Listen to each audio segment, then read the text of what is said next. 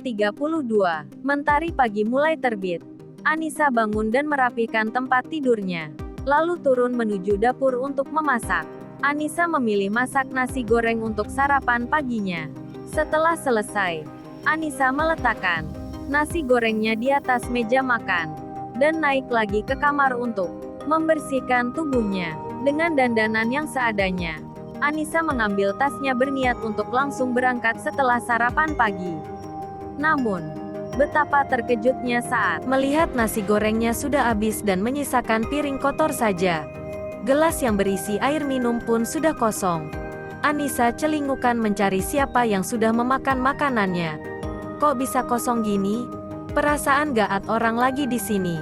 Siapa yang makan? Gumam Anissa. Pintu juga perasaan udah aku kunci semua kemarin. Siapa yang makan? Apa jangan-jangan ada setan? Masa setan makan nasi goreng? Pagi-pagi begini lagi? Aneh, gerutu Anissa.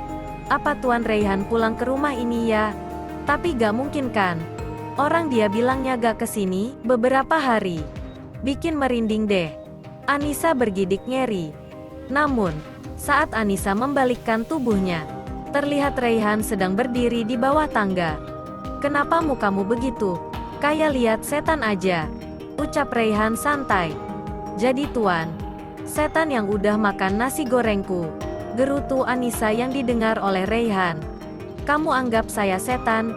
Raihan mendekati Anissa. Bercanda Tuan. Abis Tuan kayak setan sih. Dateng gak diundang pulang gak diantar. Kata Anissa meringis memperlihatkan deretan giginya yang putih bersih. Saya bukan setan. Dan ini rumah saya. Terserah saya mau datang kapanpun. Ujar Raihan. Iya ini rumah Tuan. Saya cuma numpang di sini. Setidaknya bilang kalau mau makan di sini. Jadi saya bisa masak yang lebih banyak. Cetus Anissa. Kamu gak ikhlas. Ucap Raihan sembari mendekatkan dirinya pada Anissa. Ikhlas Tuan. Ikhlas tapi, ucapan Anissa tercekat melihat Raihan yang semakin dekat dengannya. Tapi apa? Tanya Raihan. Tubuh Anissa seakan sulit untuk digerakkan sehingga saat Raihan terus mendekatinya membuat dia tak bisa mundur selangkah pun. Bahkan Anissa bisa merasakan nafas Raihan yang segar dan wangi. Mereka saling menatap untuk beberapa detik, bergulat dengan pikiran masing-masing. Duh deg-degan banget. Kenapa dia tampan begini sih? Batin Anissa. Kenapa dia lebih cantik dilihat dari dekat gini? Batin Raihan. Dering ponsel Raihan seketika menyadarkan mereka dan membuat keduanya saling menjauh karena salah tingkah. Ya halo, ucap Raihan pada orang di seberang telepon. Baik, saya kesana sekarang. Ujar Raihan lagi. Raihan mematikan sambungan teleponnya dan menghubungi seseorang lagi. Ren, tolong siapkan penerbangan sekarang. Saya harus ke sana hari ini juga, ucap Raihan. Bukannya Tuan akan terbang besok pagi? Tanya Randy pada sang bos. Batalkan. Barusan Ronald menghubungi saya jika perusahaan tidak bisa dia tangani sendirian. Jelas Raihan. Baik Tuan. Saya akan mengaturnya secepat mungkin, ucap Randy. Raihan mematikan sambungan teleponnya tanpa menjawab ucapan Randy lagi. Raihan melihat Anissa ingin pergi dari rumah segera mencegahnya. Anissa, tunggu, ucap Raihan. Ada apa? Tanya Anissa. Tanpa menjawab, Raihan naik ke atas dan masuk ke dalam kamarnya. Anissa pun duduk di sofa ruang tamu sembari menunggu Raihan. Beberapa menit kemudian Raihan turun dengan membawa sebuah paperback di tangannya. Ini untukmu, ujar Raihan sembari meletakkan paperback tersebut di hadapan Anissa. Ini apa Tuan? Tanya Anissa. Buka saja, jawab Raihan. Anissa membuka paperback itu dengan hati-hati.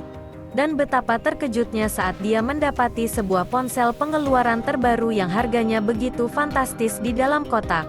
Tuan, ini ponsel siapa? Tanya Anissa penasaran. Itu untukmu. Gunakan saja untuk keperluanmu, ucap Raihan. Tapi ini terlalu mahal Tuan. Saya tidak enak jika menggunakannya. Mending dipakai Tuan aja, tolak Anissa. Kalau kamu tidak mau, buang saja, ucap Raihan. Jangan Tuan, barang mahal gini kok mau dibuang, ucap Anissa. Ya sudah kamu pakai saja. Sudah ada SIM card dan nomorku, ujar Raihan.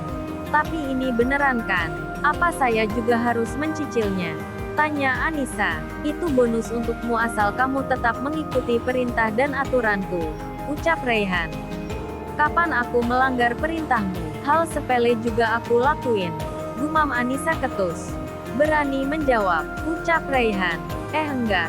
Iya, saya akan mengikuti semua perintah Tuan, jawab Anissa. Untuk sementara saya tidak akan datang ke sini ataupun ke kantor. Saya ada urusan di Paris. Jadi, bekerjalah seperti biasa di kantor.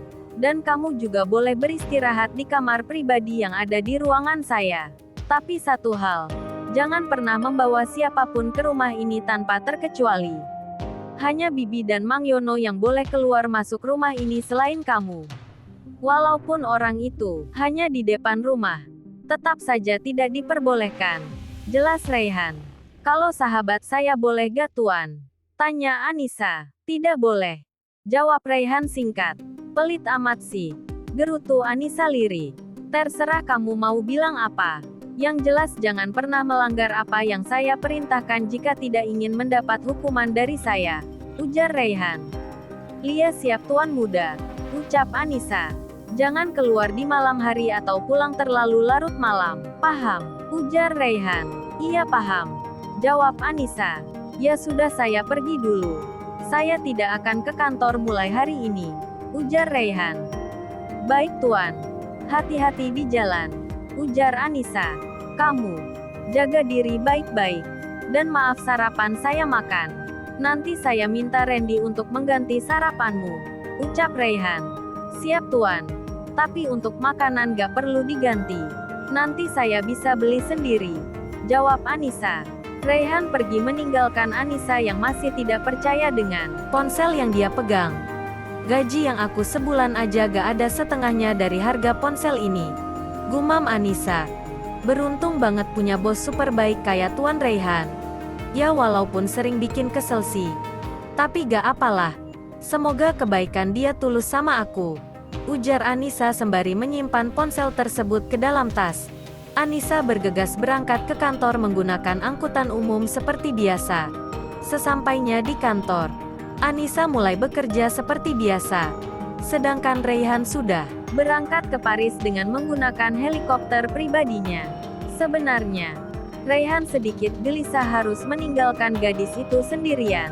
Tapi jika membawanya, Raihan tidak tahu harus membuat alasan apa pada Anissa agar dia mau ikut dengannya. Raihan berharap masalah di perusahaan cabangnya selesai dengan cepat agar dia bisa secepatnya pulang ke Indonesia. Di kantor, Anissa yang sudah menyelesaikan tugasnya merasa begitu berbeda. Dia duduk di sofa di dalam ruangan Raihan, menatap sekeliling ruangan tersebut dengan perasaan hampa. Rasanya sepi ya. Apa karena sudah terbiasa dengan kehadiran Tuan Raihan jadi pas gak ada sepi kayak gini, gumam Anissa. Mungkin karena terbiasa dikerjain kalau lagi kerja jadi kayak gini. Harusnya kan seneng dia gak ada. Aku jadi gak terlalu capek kerjanya. Tapi kok rasanya sepi banget. Bingung juga mau ngapain lagi. Gerutu Anissa lagi. Apa aku coba telepon Cindy ya? Coba siapa tahu dia lagi gak ada jadwal kuliah, gumamnya lagi. Anissa pun mengambil ponsel dan kertas yang berisi catatan nomor sahabatnya. Lalu dia menghubungi sangat sahabat.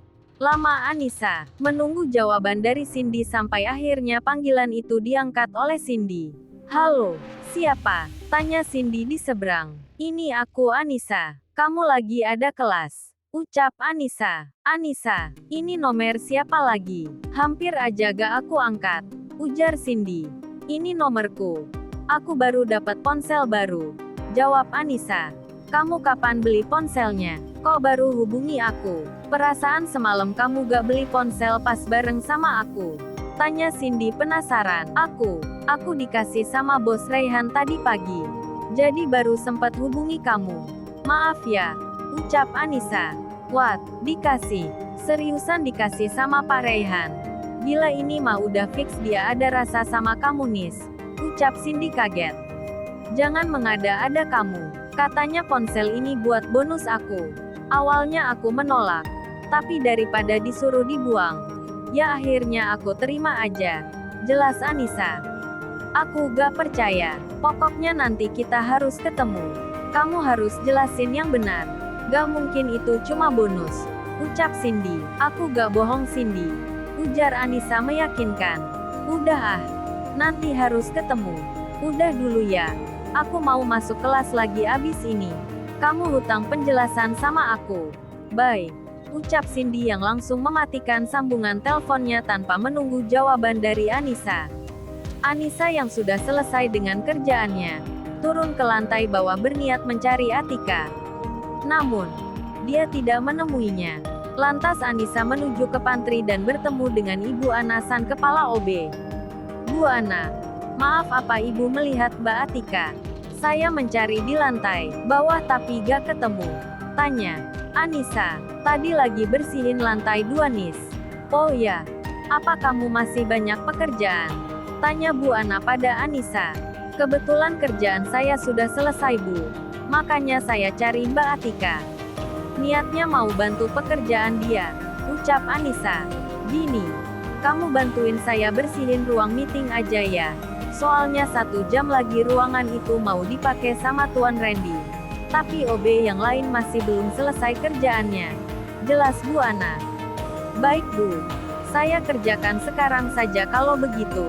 Ujar Anissa. Sapu, pel dan lap semua meja atau kursi yang ada di sana ya. Abis itu kamu siapkan minuman untuk disuguhkan pada orang-orang yang meeting nanti. Ujar Bu Ana. Baik Bu. Kalau begitu saya permisi. Pamit Anissa. Silahkan. Terima kasih ya Nisa. Ucap Bu Ana. Sama-sama Bu. Jawab Anissa. Anissa bergegas mengambil alat kebersihan dan mulai membersihkan ruang meeting yang dimaksud. Saat hampir selesai, terdengar pintu dibuka oleh seseorang dan ternyata Randy yang datang untuk memeriksa. Apa sudah beres? Tanya Randy. Sedikit lagi Pak. Tinggal lap meja saja. Jawab Anissa. Loh kok Nona Anissa yang membersihkan ruangan ini? OB yang lain di mana? Ini kan bukan tugas Nona. Nanti kalau Tuan Raihan tahu, bisa marah. Jelas Randy yang terkejut saat mendapati Anissa yang membersihkan ruangan itu. Kerjaan saya sudah selesai Pak. Jadi daripada bingung mau ngapain mending saya bantu karyawan yang lain saja Pak. Dan tolong jangan panggil saya Nona. Saya di sini juga cuma karyawan, bukan keluarganya Tuan Bos. Jelas Anissa yang mulai risih karena selalu saja dipanggil dengan kata Nona oleh asisten bosnya. Tapi tetap saja ini tidak dibenarkan. Lain kali mending Nona Anissa istirahat saja di kamar pribadi Tuan jika kerjaan sudah selesai. Dan soal panggilan saya, maaf saya tidak bisa merubahnya. Biarkan saya memanggil Anda dengan sebutan Nona karena itu lebih membuat saya nyaman. Lebih baik Nona sekarang masuk ke ruangan Tuan Raihan. Jangan lagi mengerjakan apa yang bukan tugas Nona. Ucap Randy. Tapi Pak, saya gak enak sama karyawan lain. Takutnya mereka menganggap saya lebih diistimewakan sama Tuan Raihan kalau Pak Randy panggil saya Nona. Elak Anissa. Maaf Non. Saya tetap tidak bisa. Jawab Randy. Ya sudahlah. Terserah Pak Randy saja. Bos sama sekretaris sama saja keras kepalanya. Sama saja nyebelinnya. Gerutu Anissa yang masih tetap membersihkan meja. Non, tolong lain kali jangan mengerjakan apa yang bukan tugas Nona. Agar Tuan Raihan tidak marah. Ucap Randy lagi. Syaga janji Pak. Ucap Anissa ketus. Randy kemudian keluar meninggalkan Anissa dan menghubungi Bu Ana. Kenapa kamu biarkan Nona Anissa mengerjakan pekerjaan yang bukan tugasnya? Tanya Randy pada Bu Ana. Maaf Tuan. Tadi, ucapan Bu Ana terpotong oleh kalimat Randy. Saya tidak mau tahu. Cari OB lain untuk menggantikan Nona Anissa membersihkan ruangan itu. Kalau sampai saya melihat Nona Anissa mengerjakan sesuatu yang bukan tugasnya lagi, bukan saya yang akan menghukummu tapi Tuan Raihan sendiri. Ancam Randy. Maaf Tuan jangan hukum saya. Baik saya akan segera cari OB untuk melanjutkan pekerjaan Anissa. Jawab Bu Ana dengan nada takut. Randy mematikan sambungan teleponnya dan melanjutkan kembali pekerjaannya. Pagi tadi saat Randy mengantar Raihan menuju bandara, Raihan memang sudah berpesan bahwa Randy harus menjaga Anissa di dalam maupun di luar kantor. Walaupun ada CCTV di setiap sudut perusahaan, namun Raihan masih tidak bisa tenang jika tidak ada yang melindungi Anissa. Dengan perintah yang Randy dapatkan itu, dia semakin yakin jika bosnya menaruh hati pada Anissa. Randy juga yakin walaupun sekarang belum ada yang menyadarinya satu sama lain. Namun suatu hari nanti Raihan pasti akan luluh oleh Anissa. Episode 33. Anissa masuk ke ruangan Raihan dengan mendengus kesal. Bagaimana tidak kesal? Saat dia mau menyiapkan minuman untuk para karyawan yang akan meeting, Bu Ana datang menghampirinya membawa OB lain untuk menggantikan pekerjaan yang sedang Anissa kerjakan. Terus aku ngapain dong kalau gak boleh ngerjain ini itu? Masa nyantai gini padahal gaji gede banget? Gerutu Anissa. Anissa masuk ke dalam kamar pribadi Raihan dan merebahkan tubuhnya di atas kasur. Karena bosan, dia membuka ponsel barunya dan menyetel lagu di dalam aplikasi Tube. Tanpa terasa Anissa tertidur dengan pulas setelah beberapa lagu terputar. Anissa terbangun saat jam di ponselnya menunjukkan pukul 3 sore. Terdapat beberapa panggilan tak terjawab dari Cindy dan nama asing yang tak dia kenal. Si tampan, kok ada kontak lain di sini? Kan aku baru ngisi kontaknya Cindy doang. Banyak banget lagi panggilan tak terjawabnya. Mana gak ada profilnya? Siapa ya? Gumam Anissa, yang penasaran sendiri. Apa jangan-jangan? Gak mungkin masa Tuan Raihan kasih namanya sendiri dengan sebutan kayak gini sih. Tapi kan tadi pagi dia bilangnya sudah ada nomor dia. Tapi masa iya dia kasih nama alay kayak gini sih? Apa coba telepon balik aja ya? Gerutu Anissa. Lalu, Anissa pun menghubungi nomor itu karena penasaran. Berdering namun tidak ada jawaban. Sekali lagi, Anissa menghubungi nomor tersebut dan tidak ada jawaban lagi. Udahlah, cuci muka dulu aja kali. Gumam Anissa yang langsung masuk ke dalam kamar mandi. Saat keluar dari kamar mandi, ponsel Anissa berdering tertera nomor si tampan yang memanggilnya. Anissa langsung mengangkat nomor tersebut. Halo, ini siapa ya? Tanya Anissa. Sudah bangun? Tanya orang di seberang sana. Ini siapa sih? Kok tahu kalau aku habis tidur? Tanya Anissa yang masih tidak mengenali suara Raihan. Kamu tidak mengenali suara saya? Ucap Raihan. Siapa sih? Tanya Anissa. Menurutmu? Tanya Raihan balik. Bentar-bentar. Suaranya sih mirip Tuan Raihan. Ucap Anis. Itu memang saya. Jawab Raihan santai. Tapi kok dikasih nama si tampan sih? Alay banget jadi bos. Cetus Anissa dijawab dengan sebuah tawa oleh Raihan. Memang saya tampan kan? Ucap Raihan. Dipercaya diri amat jadi orang. Ujar Anissa. Ya sudah. Lekas pulang. Di sana pasti sudah sore. Saya mau lanjut kerja lagi. Ujar Raihan. Lia ini juga mau pulang. Selamat bekerja tuan bos yang ngeselin.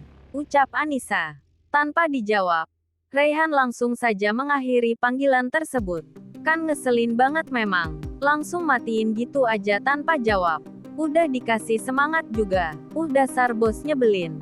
Gerutu Anissa. Dia kemudian keluar dari ruangan Raihan sembari mengirim pesan pada sahabatnya bahwa dia akan keluar dari kantor. Anissa menunggu Cindy di halte tempat biasa dia menunggu bus. Beberapa menit kemudian terlihat mobil Cindy berhenti tepat di depannya. Ayo langsung masuk, ujar Cindy. Anissa pun masuk ke dalam mobil Cindy. Ke rumahku aja ya. Mami baru pulang dari luar kota. Tadi pas aku cerita tentang kamu, Mami bilang pengen ketemu kamu. Katanya kangen sama kamu. Ujar Cindy. Boleh, aku juga udah lama banget gak ketemu tante. Jawab Anissa. Oh ya, lihat ponsel baru yang dikasih bosmu dong. Penasaran aku sama barang itu. Pasti dikasih yang harganya mahal ya? Tanya Cindy. Lebih mahal dari gajiku sebulan. Ujar Anissa. Coba mana lihat. Ucap Cindy. Anissa mengeluarkan ponselnya dari dalam tas dan memperlihatkan pada Cindy. Wow gila. Ini mah mahal banget. Keluaran terbaru ini. Kalau sepupu kamu lihat, pasti ketar-ketir dia. Fix ini mah dia ada rasa sama kamu. Mana mau seorang bos ngeluarin uang sebanyak itu kalau gak ada tujuan apa-apa. ucap Cindy. Jangan mikir yang aneh-aneh deh. Dia bilangnya ini buat bonus aku. Bukan karena suka sama aku. Ujar Anissa. Kamu dibilangin ngeyel. Gini amat ya kalau temenan sama orang yang gak peka. Udah jelas-jelas ada yang perhatiannya lebih. Tapi tetap saja gak peka. Ujar Cindy. Mulai lagi.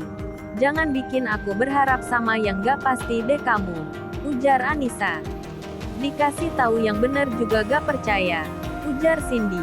Sepanjang jalan, mereka terus saja mengobrol dan bercanda ria.